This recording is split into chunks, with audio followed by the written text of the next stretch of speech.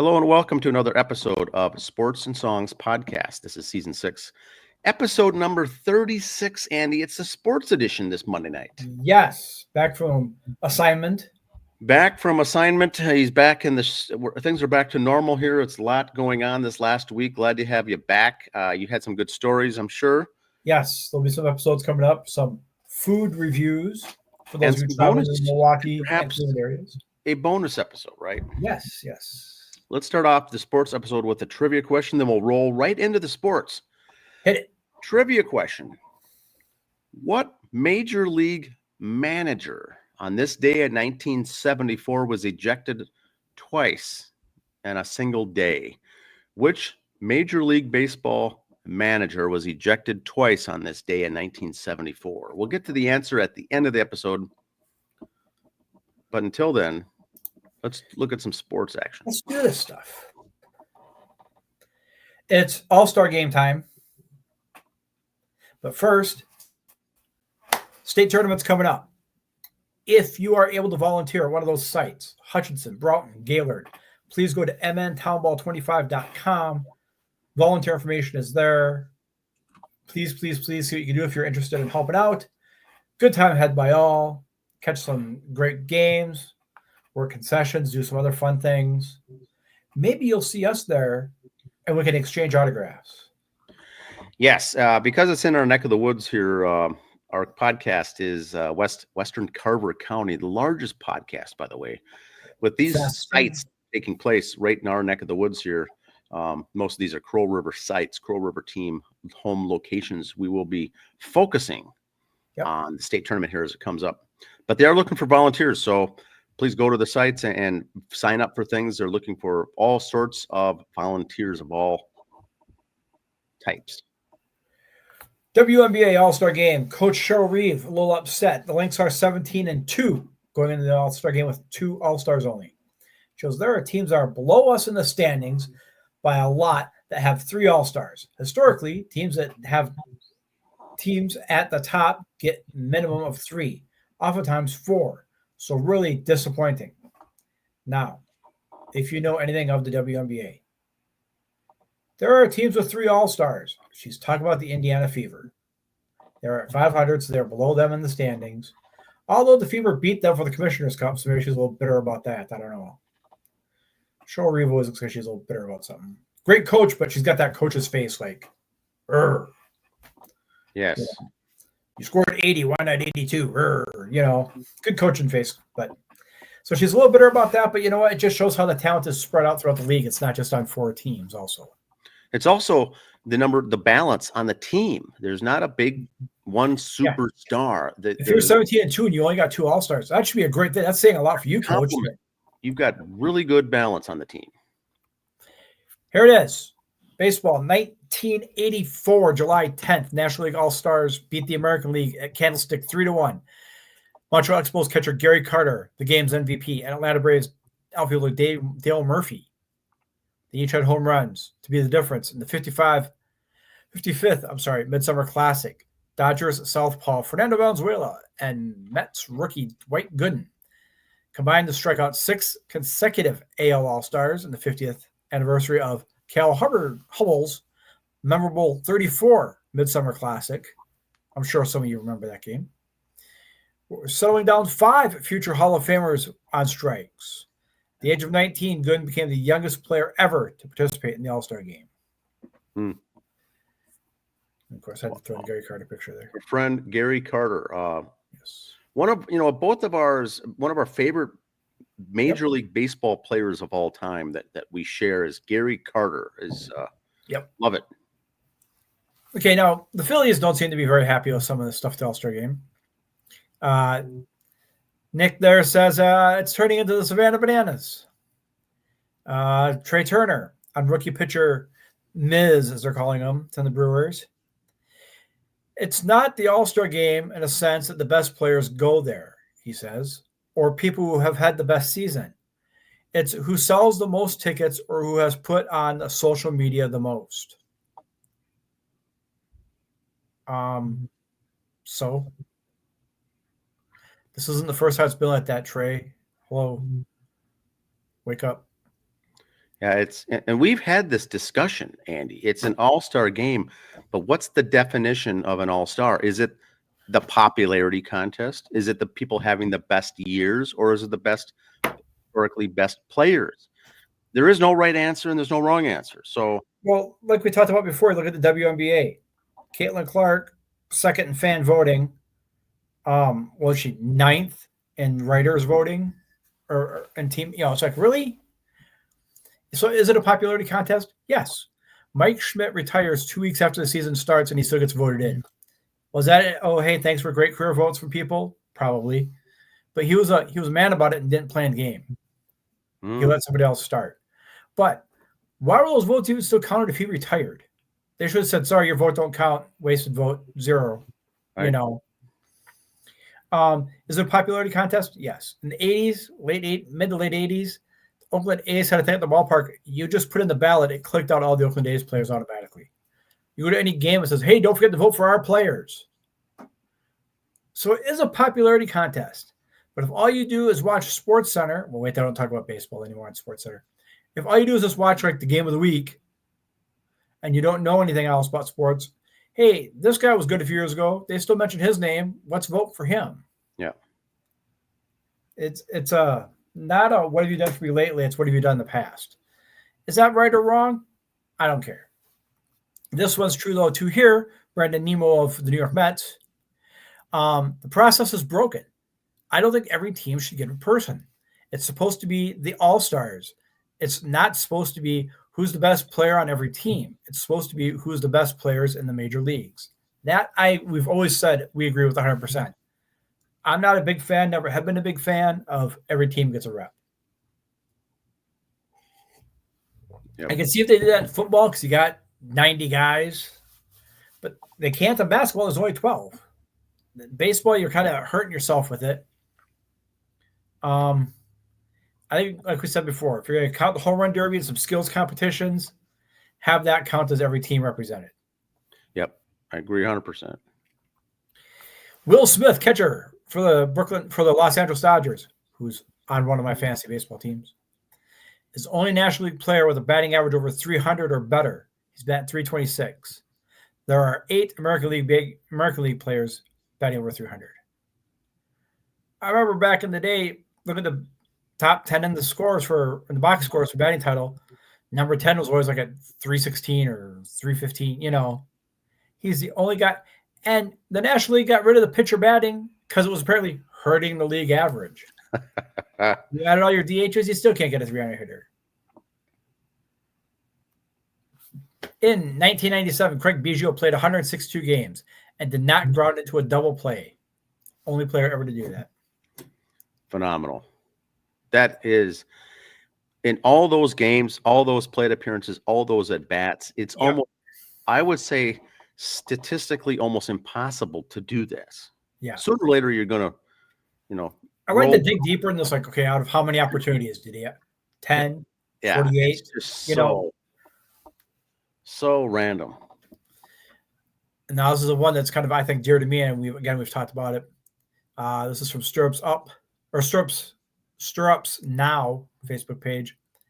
I like that Dave Roberts wears the Dodger uniform, not a hoodie or a long sleeve pullover that belongs in a discount rack. He wears the uniform of the team he manages. I love it. That's why I love Dave Roberts. Yeah. I like it. That's good. And here we go with the little Twinkie game the other day. 4 local boys, 2 Cubbies, 2 Twinnies. Michael Bush from IGH, as we call it. Fiber from Randolph, that's just right over here by us. Louis from St. Paul and Matt Wilner from Forest Lake. Look at that. Minnesota boys all right there. That's a good shot. That is nice. Nothing against these 4, but it's not like it's like Winfield Molitor and Jack Morris sitting there, but hey, we'll take it. All right, Kenny Lofton on speculation that him and Kenneth Lofton Jr. are related, who was just drafted into the WNBA. He's 6'9", almost 280. I'm 6 foot 190.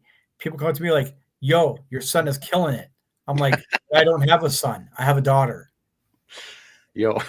Do that homework, boys. Way to be. Love it.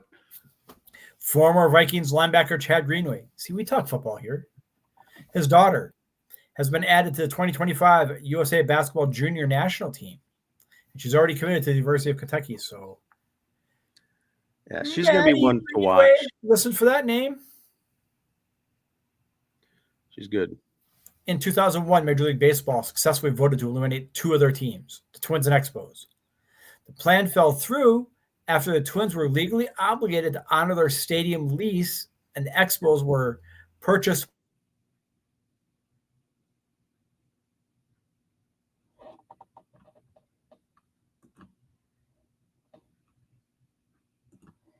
They were what? You froze up there for a sec.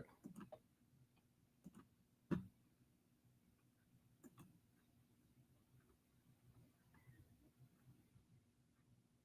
say they were you're froze up, Andy. So Expos were voted out. Twins were voted out.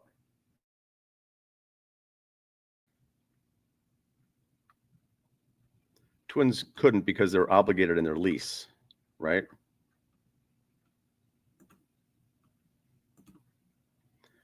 Expos were done.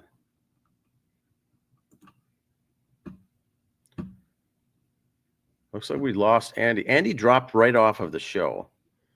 We'll get him back on here in a sec. So we do want to talk Major League Baseball. So Saturday was the Futures game at Truist Park, Atlanta. Saturday night was the Celebrity Softball game. Sunday and Monday was the draft. The draft just finished up. They only do 20 rounds of the draft nowadays. They used to go 38, 39, 40, picks. Every team got 40 picks. That took way too long. Now they do 20, a round of 20 rounds of the Major League Baseball draft. They incorporate it into this All-Star week, and they have that going on in the background. Sunday night, or Sunday's 3 rounds, rounds 4 through 20 is Monday. They wrap that up today. Home run contest is tonight as we speak, and then the game is actually tomorrow. The All-Star game is tomorrow. There's Andy there. He's back. He dropped off. He's back. I was just telling the listeners about the All-Star weekend in Atlanta. Yes, all that fun stuff they got going on there.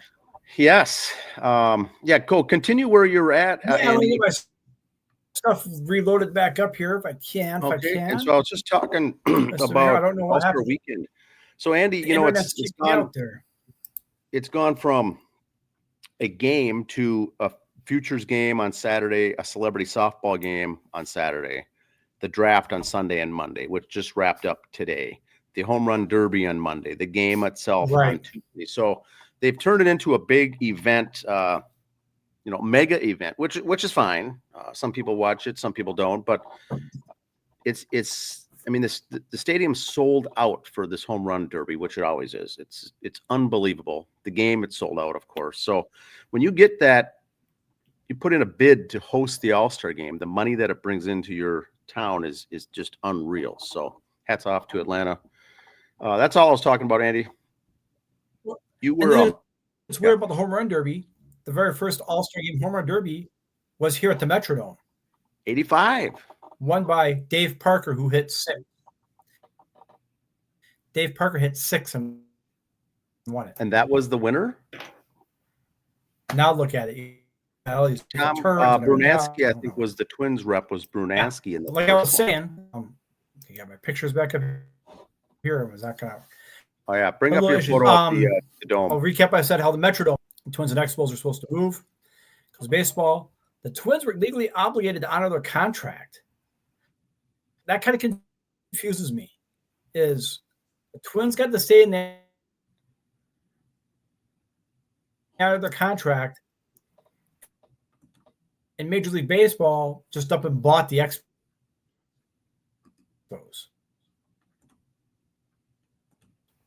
Yeah, strange how that is all taking place.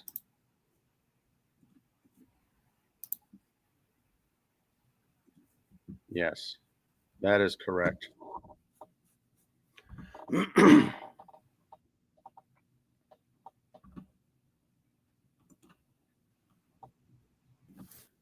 All right.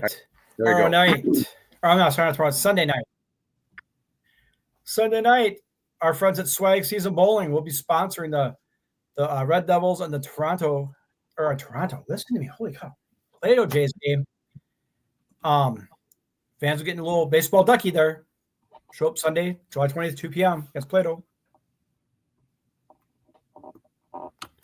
Here's some standings. Let's kind of go through real quick. Crow River North. It's Plato Blue Jays on top. Carver Black Sox and the Red Devils. League record, overall record. We're also trying to figure out how that works, so don't ask. South League, you got Cologne, Glencoe, and Broughton, 1, 2, 3. The High 10 League, there's our friends in New York Mills Millers sitting there at 9 and 2 overall. And here's a game. The Aces and Liberties had a WNBA game last week. Still drew 701,000 average fans or average viewers. No Caitlin Clark, no Paige Beckers. Still got over 700,000 viewers. I think the league's doing okay. Yes. All right, Sports and Songs presents police reports. I like it. We've showed this about 3 times, 3 different reports on the social media. We're going to do some in-depth, kind of keep an eye on this one. Brooke Reinhardt, 24 of Rosemont, Burnsville boys varsity volleyball head coach. Charged with 3 counts of third-degree criminal sexual conduct. She was accused of repeated sexual acts with a 17-year-old player. Made her first court appearance this last Thursday, as of July 4th, and was already bailed out. So we will follow this, see what happens in the summer, see what comes up next year.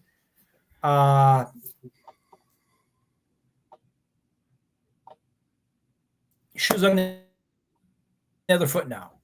Female coach. Yeah, this is boys volleyball. And that's what I this got, is boys varsity volleyball there. And it makes it interesting. You got these young men playing volleyball. Fair enough. And now you hire the head coach. Probably not a lot of applicants. Not a lot of applicants that are 30, 40 years old to be a head coach. So they hire a 24-year-old female head coach, and a little too close in age, and things are going to happen.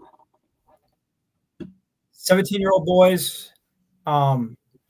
Former intern Abby here went on to be a teacher. But she was more of the junior high freshman age, so it wasn't that close. But still, I know we had a gym teacher in junior high. The regular teacher was not near our age, but they had the little college student who was learning to be a teacher had to come in and be there for the summer. You got a bunch of 7th and 8th grade boys. That was a long 4 week period there. That I'm telling you, that was tough. But not saying that you can't do that, but you got to be a little careful with it. Maybe in the sports, you don't have the girls coach boys or boys coach girls. The crossover is just because there's so many issues like this happening. Crossover too tough. Now, I don't know the story, but if it's tough to get applicants and to get people to do this, I don't know. Maybe it's slim pickings, and so she was hired now, awfully young. I've coached women's basketball before, younger age, and it's when you used to coach boys, I got to coach girls, or if it's vice versa, your mannerisms, your language, your body language has all got to change, and you got to really be cautious and conscious of all that. Everything you do, what you say, how you act. Even a hand on the shoulders, you're coming off the sidelines to talk to them. You got to be careful of that. Obviously, this was a little more than that. I don't know if it's 17 and 24 where the word consensual comes into play. I just know from the law in general, she could be 24 and he's 17. He could say consensual, and that don't mean beans because mom and dad could cry foul. Yeah. So, and that just comes from watching enough Law and Order on TV to know that. So, I'm not some minoring in law or anything. Just watch TV and listen to the news, and that's how I know that part. More than likely, that's the case.